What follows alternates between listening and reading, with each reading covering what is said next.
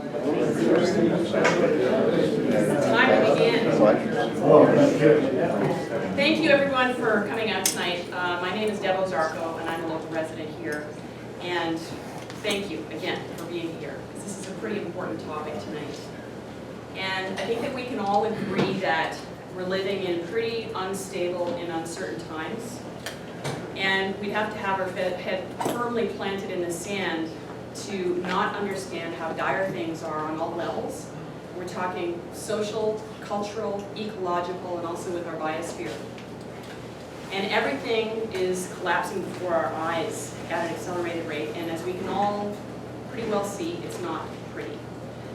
And this spring, I wrote what I thought would be a blog post, and it turned out to be a very painful and eventually empowering 18-page essay about the pretty relentless premonitions that I've been having about the state of our planet, and in particular the ocean. And for many of us here on the coast, last summer was a really painful one. We lost an eco-warrior with Daniel Kingsbury taking his own life. We lost John Fair while fighting the wildfire that blazed on across the Sechelt inlet for months on end. We lived through wildfire, drought, red tides, as well as our own grief and despair. And we learned also about our own resilience and the necessity for community connection. We learned about gratitude for fresh water and for rain. We also learned that we're not in Kansas anymore. And what finally prompted the essay that I wrote earlier this year was an email that I received from someone who's been following the work of tonight's guest for quite some time. And I've had the opportunity to spend some time with Guy today, and I told him about how irritating that your email was, but it prompted this essay. And I was already feeling the need to shift the direction of my work based on the feelings that were emerging from these premonitions that I mentioned. But it was that email that finally catalyzed the writing process. And what emerged for me was a very raw, very visceral expose of my heart and soul, and a willingness to go to painful depths that I had only really just dipped my toes into, but I didn't have the courage to fully explore yet. And when I did, I was liberated, but I had to move through a lot of inertia and grief first to get there. And from the surprising viral response to that essay, there were many others who felt the same way. My inbox was actually flooded with emails from so many others who felt as I did, that we're in very, very serious times. And over again, the work of Dr. Guy McPherson was mentioned to me through these emails that were coming in. So when I found out about his Cascadia tour, and I noticed that it included Vancouver, I felt compelled to just reach out and invite him here to Sechelt. See if I could just bring him here. And here he is.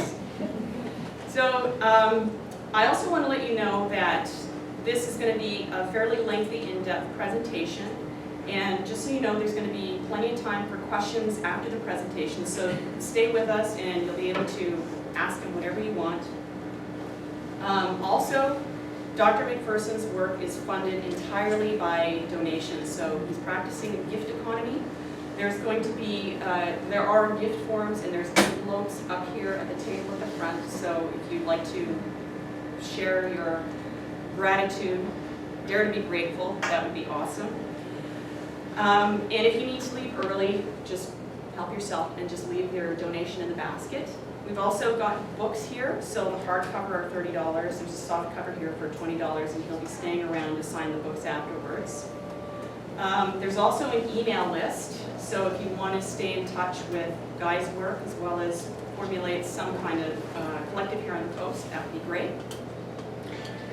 And now we're just going to move on to what we need for our for our changing world, and that's timely information. And Guy is right on top of all of that. Now, science today is, especially climate science, is being repressed and politicized. So tonight you're going to hear from an academic who chose to speak out about the disturbing trend of abrupt climate change. And you're going to hear about what that means too tonight. So with profound gratitude, I introduce to you author, activist, grief recovery specialist, and award-winning professor emeritus of natural resources and ecology and evolutionary biology from the University of Arizona. Please welcome Dr. Guy.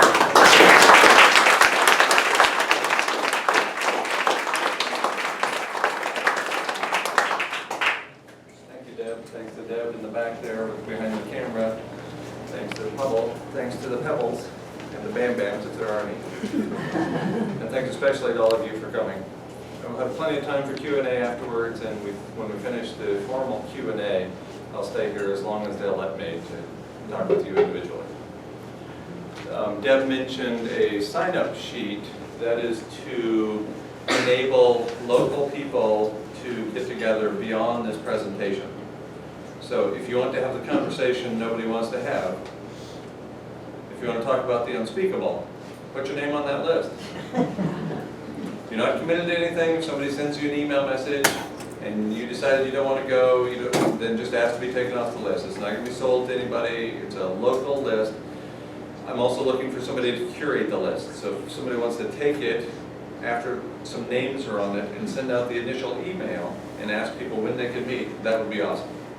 Otherwise, you're just stuck here waiting for me to show up in another year to give you further good news. I'm going to bring you what I hope is some enlightenment, which is going to be a shattering process. When I achieved enlightenment on this and other topics, it led to some horrible outcomes. So that's the thing about enlightenment. Everybody thinks it must be grand to have enlightenment. It's not. To know things that other people don't know is horrible in a society characterized by an ignorance is bliss mentality. If you want to avoid that, you've come to the right place. Somebody sent this to me relatively recently. It's from the last 2 pages of Elizabeth Kubler-Ross's 1969 book on death and dying. She writes, those patients who were told of their fatal diagnosis without a chance, without a sense of hope, reacted the worst and never quite reconciled themselves with the person that would be me, who presented the news to them in this cruel manner. And I will be the first to admit that when I began speaking about this topic, I presented it in a way that probably could be perceived as cruel. I'm a left brain scientist. It's all about rationalism for me. I was the medical doctor who shows up at the clipboard, never makes eye contact with the patient, and says, you got 6 or 8 weeks to live, be sure to pay the receptionist on the way out, oh, I got a golf game, here we go. It was horrible. I probably still remain a horrible person, but I'm better at bedside manner than I used to be.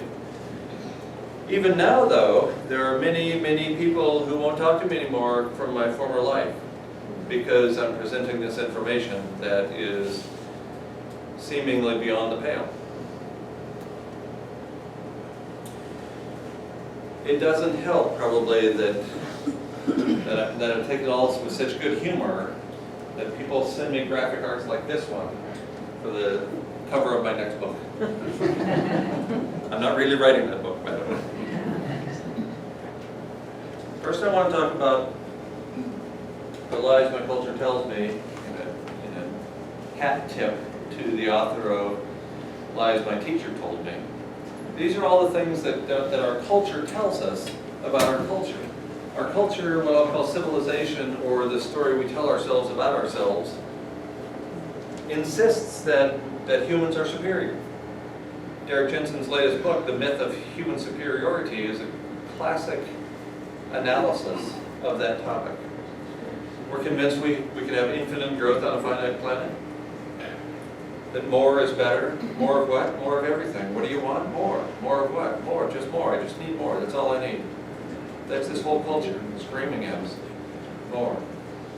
We have monetized food, water, air. One definition of civilization from Daniel Quinn, author of Ishmael and many other books, is they lock up the food.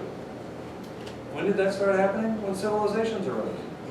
Civilization has the same root word as city, civitas. So when we start creating cities, we need to extract materials from beyond the cities. Materials like food and water and clean air that are brought in. I thought I got that locked. Sorry. It's okay, you can be late. It's not like it's the end of the world or anything.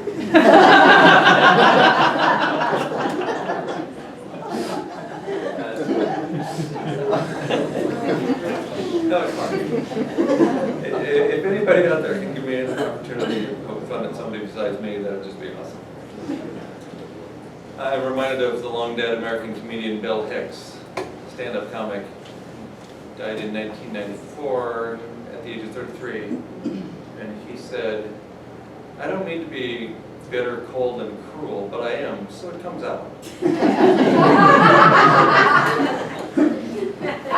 So I'll try to maintain that mentality through the whole thing.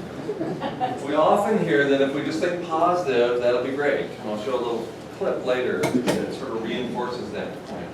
All civilizations, and I pronounce it civilization because it's a pack of lies, all civilizations are based on endemic racism, endemic misogyny, and endemic monetary disparity, most notably by poverty.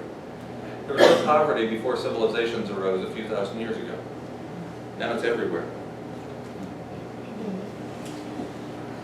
Anarchist Peter Kropotkin, in his 1906 book, points out that all civilized life becomes a lie. A huge lie. One huge lie. We accustom ourselves to that lie. And so we use sophistry, the worst of Plato's evils. We use sophistry to convince ourselves that we're not really lying to ourselves, but the story we tell ourselves about ourselves really is one big pack of lies.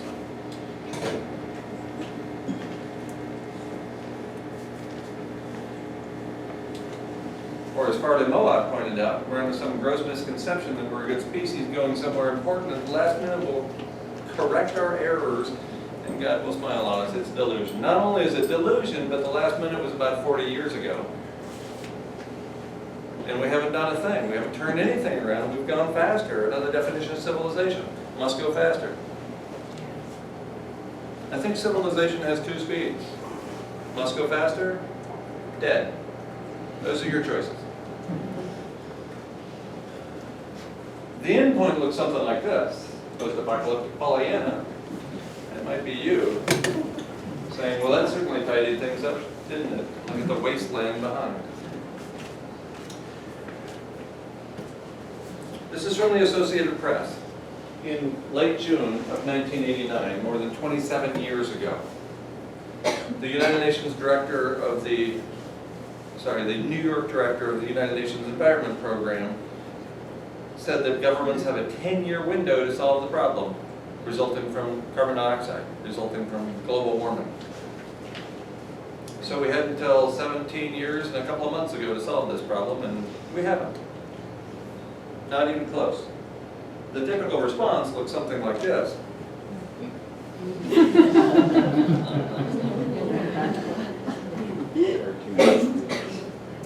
This is me earlier today. Just avoid this guy. You know, the people who fall off the cliff are going, this is awesome. But remember, it's not the fall that kills you, it's the sudden stop at the bottom. And there's not just a culture that drives us to deny important things. In this culture, in this society, there's a whole lot of people who are benefiting from us not knowing about even anthropogenic climate change, much less abrupt climate change. So this from a recent paper in Discover. There was a hit list for that targeted climate scientists. It was a political hit list. It wasn't a, we're going to kill these people. But there are dark forces out there who are ensuring that information remains hidden. Just a year after the New York director of the United Nations Environment Program pointed out that we had 10 years, the United Nations Advisory Group on Greenhouse Gases points out that beyond 1 degree C, the scientific target, 1 degree C above baseline meaning the beginning of the Industrial Revolution, roughly 1750, when it was 13.5 degrees Celsius, global average temperature of the planet. The United Nations Advisory Group on Greenhouse Gases says we can't go to 14.5 C. We have to keep it below 14.5 C. That's the absolute upper limit that we cannot cross.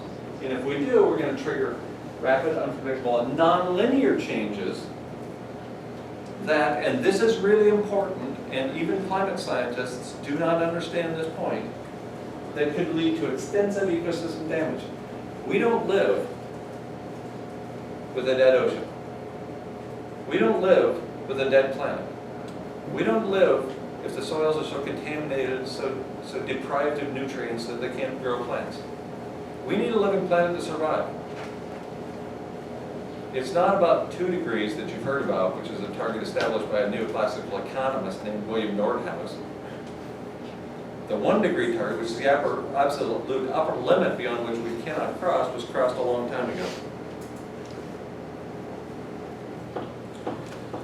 Abrupt climate change is an event that we're in right now. It's an event with precedence in Earth's history. About 56 million years ago, there was a global average temperature rise of 5 degrees Celsius in a span of 13 years. Today, it was announced at Common Dreams and various other websites that the Earth just experienced the hottest month on the books, period. Not the hottest July, the hottest month, period. We're in the midst of abrupt climate change. 2014 was the hottest year on record. 2015 was the hottest year on record. 2016 will almost certainly be the hottest year on record.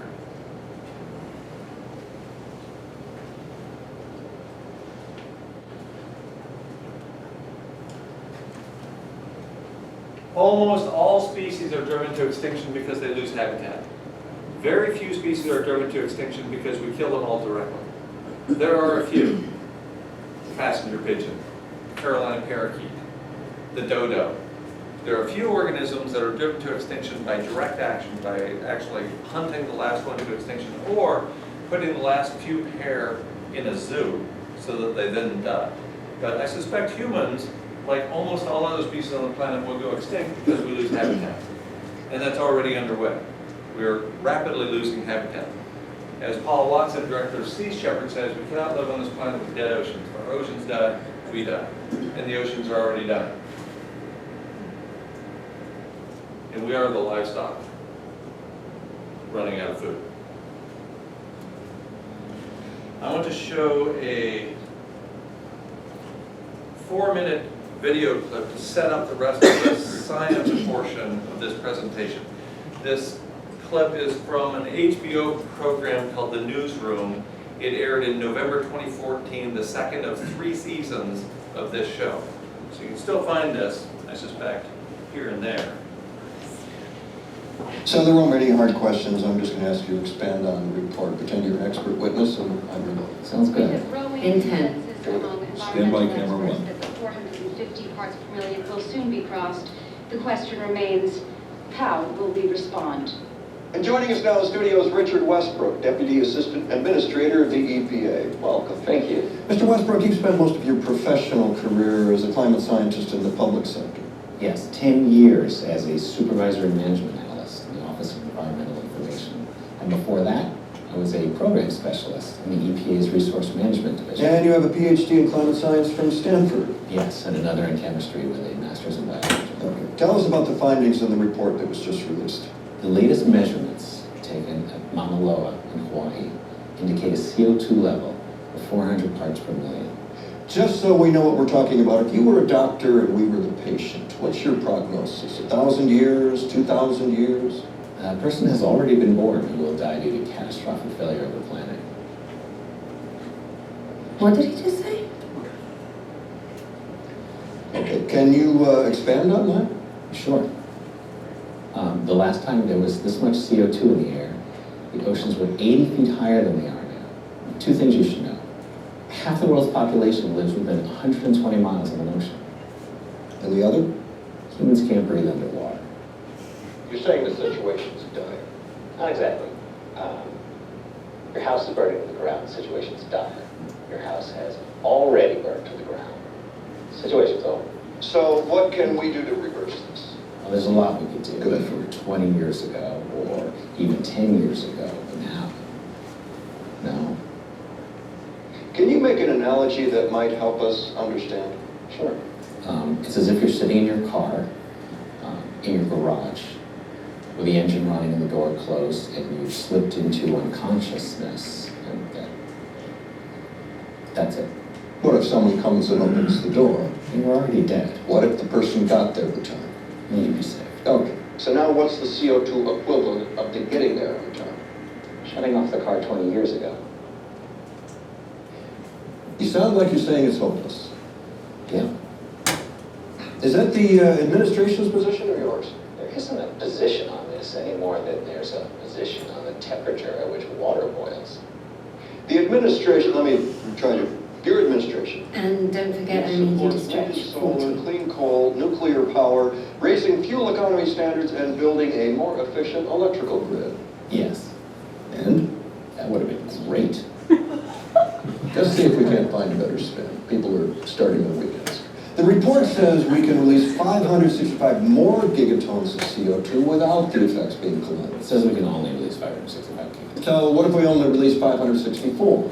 Well, then we would have a reasonable shot at some form of dystopian post-apocalyptic life. But the carbon dioxide in the oil that we've already released is 2,795 gigatons. So, What would all this look like? Well, mass migrations, food and water shortages, spread of deadly disease, endless wildfires. way too many to keep under control. Storms that have the power to level cities, blacken out the sky, and create permanent darkness. Are you going to get in trouble for saying this publicly? Who cares? Mr. Westbrook? We want to inform people, but we don't want to alarm them. Can you give us some reason to be optimistic? Well, that's the thing. Well, Americans are optimistic by nature. And if we face this problem head on, if we listen to our best scientists and act decisively and passionately, I still don't see any way we can survive. Okay, Richard Westbrook.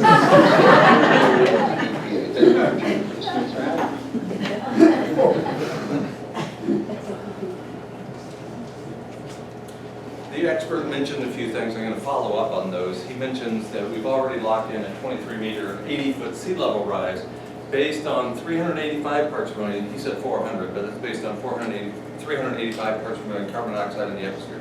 He's taking into account only carbon dioxide, one of a handful of greenhouse gases.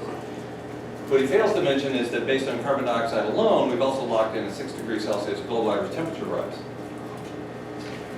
Because he's optimistic by nature, so he doesn't want to go there. He talks about mass migrations as if there's something that will happen in the future. Remember how the question was asked? What would all this look like? It's already underway. Mass migrations are already underway. The refugee crisis in this year, as reported less than a week ago, includes a huge death toll, migrant arrivals that are increasing, and so on. So everything he mentioned is already underway. He talked about food and water shortages. Right now, 4 billion people, that's billion with a B, 4 billion people on the planet, that's more than half the people on Earth, don't have daily access to potable water. You want to talk about water shortages? They haven't afflicted us yet. But there's no reason to expect that they won't.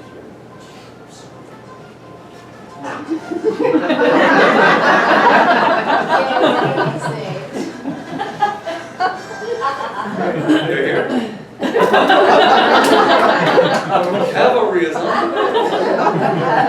right, I'm done. We're safe.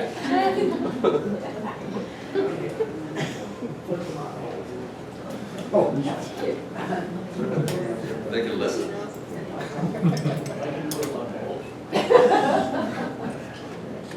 The expert talks about deadly diseases that are going to be spread with greater abundance. That's because particularly the low temperature in the region increases ever so slightly, the biological activity increases exponentially with things like mosquitoes.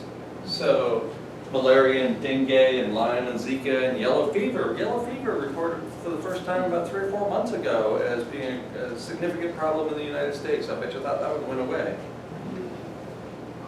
Spend some money on it now.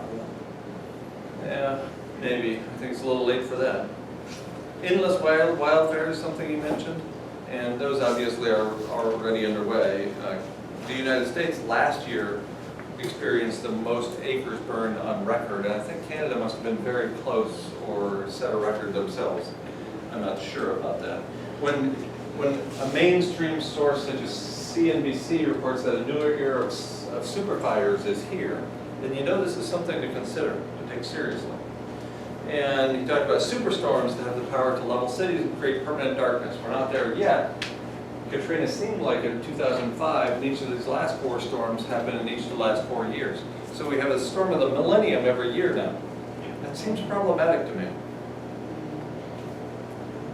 The next segment that I want to focus on is the expert is asked, are you going to get in trouble for saying all this publicly? And he says, who cares?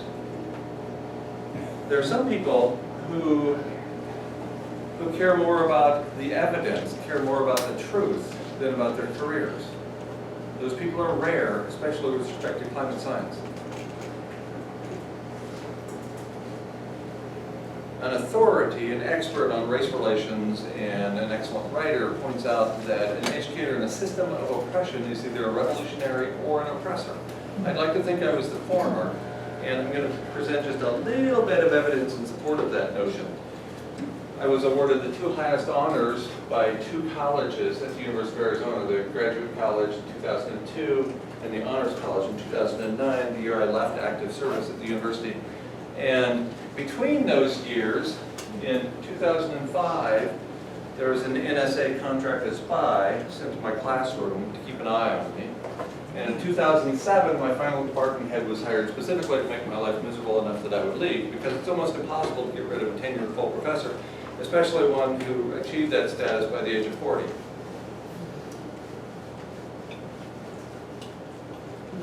Who cares? There are some people who continue to put out information regardless of the consequences for their own personal safety. Tim Garrett is one of those people. He's an atmospheric scientist at the University of Utah. He wrote a paper that pointed out that only collapse of civilization prevents runaway climate change. Of course it does. I've started with several consequences, several outcomes of civilization, endemics, racism, and so on. Well, of course, climate change is also a product of civilizations. What we didn't know, what Garrett didn't know in 2007 when he wrote and initially submitted his first paper of now at least 3 on the topic, what he couldn't know is about global dimming or the aerosol effect. That when civilization collapses, it produces up to a 3 degrees Celsius global average temperature rise in a matter of a week or 2. So he didn't know that at the time, but he takes on the issue as a matter of thermodynamics and points out that civilization itself as a heat engine, whether we run it on solar panels and wind turbines or fossil fuels. The paper was written and submitted in 2007. It was rejected by 10 different journals. It was finally accepted by Climatic Change, one of the more prestigious journals in the discipline, and published in November 2009 electronically by an incredibly brave editor, a guy named Stephen Schneider, who could find no problem with the write-up, and neither could the reviewers. It's in a peer-reviewed journal, blind peer-reviewed. The reviewers couldn't find anything wrong, so it was published online in November 2009. Immediately, there was an outcry from the scientific community because you're talking about a threat to the privilege of mostly white, mostly men in the university system and in the government system.